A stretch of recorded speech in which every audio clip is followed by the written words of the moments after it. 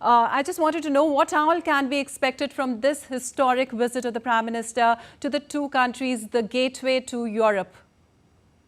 Indeed, it's going to be a historic visit because Prime Minister Modi is going to be the first one in past 45 years as the Prime Minister to visit Poland.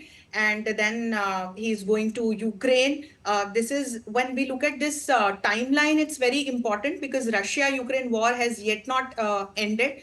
And the entire world is eyeing this visit of Prime Minister Modi because from different platforms he has stated that this war should end. And when we look at Poland from this particular angle as well, apart from the good diplomatic relations that both the nations enjoy for past 7 decades, now Poland has an important role here, and definitely it's a gateway to the Europe. And considering the kind of relations that we had, and in 2022 when Poland helped us in evacuating our students from Ukraine. There were almost 4,000 students, and Poland proved its friendship. So a friend in need is a friend indeed.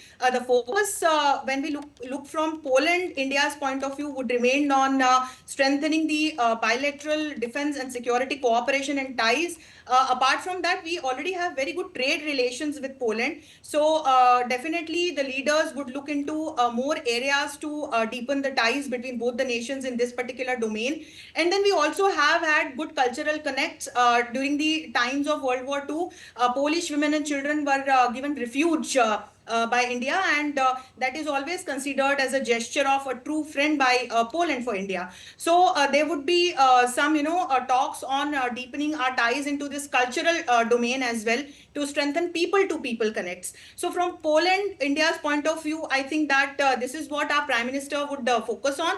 And then as I said, that Poland also has an important role when we look from Russia Ukraine's wars angle. And that's where definitely I think the leaders would have a talk on possible solutions to end the war. All right. I'll just go to Vishal. Stay with us, ma'am. Vishal, I just wanted to ask you, as far as the IT sector is concerned, this visit would lead to increased investment and collaboration as far as that sector is concerned. What all is planned on that front?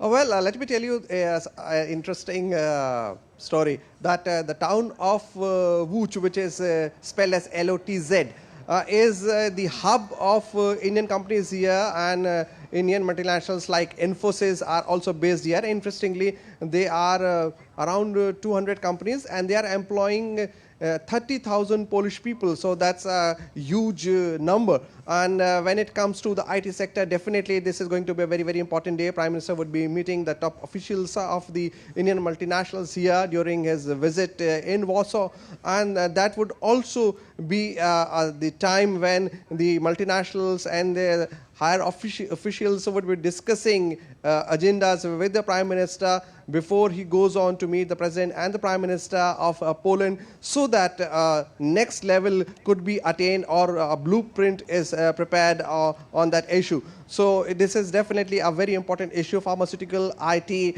textile, machinery, tool machinery. These are the important areas where India and Poland could cooperate. All right, Vishal, thank you so much for giving us all that update. And my next question to you, Professor Anshu Joshi. I wanted to know, this is the first ever visit by an Indian Prime Minister to Ukraine, and PM Modi said that he looks forward to strengthen bilateral cooperation and share perspectives on peaceful resolution of the ongoing Ukraine conflict before he left his departure statement. Can you say something about that?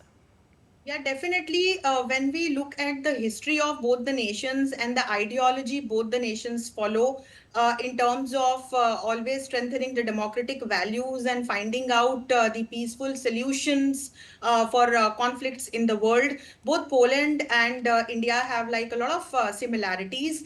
And having said that, with this kind of foundation stone, when we look at the bilateral relations of both India and Poland, that's why Prime Minister Modi has stated that he is looking forward to discuss strategic issues with Poland, apart from like other areas wherein both the nations can collaborate now.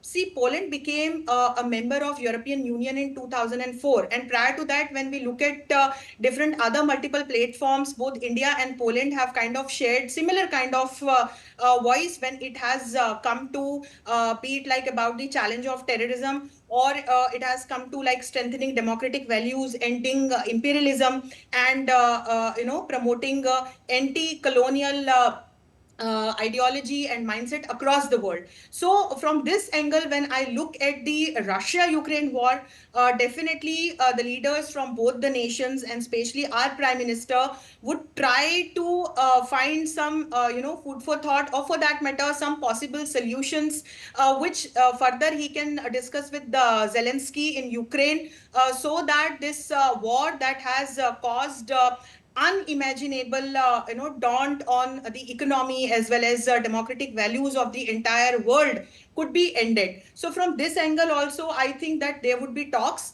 and definitely it's going to be, I mean, considering the time which we are living into, apart from the other areas of collaboration, this particular area holds a strategic significance, I would say. All right. Also, if we talk about Operation Ganga, this mission highlighted the crucial role that Poland played in ensuring the safe return of the Indian nationals during the time of crisis. So, as Prime Minister Modi visits Poland, this cooperation is expected to be a focal point of discussion. What do you have to say on that? Definitely, and that's what Indian government acknowledged and appreciated Polish government for at that point in time. Also in 2022, it was a very crucial time, and we had over 4,000 students stuck in Ukraine, and they had to be evacuated, and with a mission to get all the students safely to India.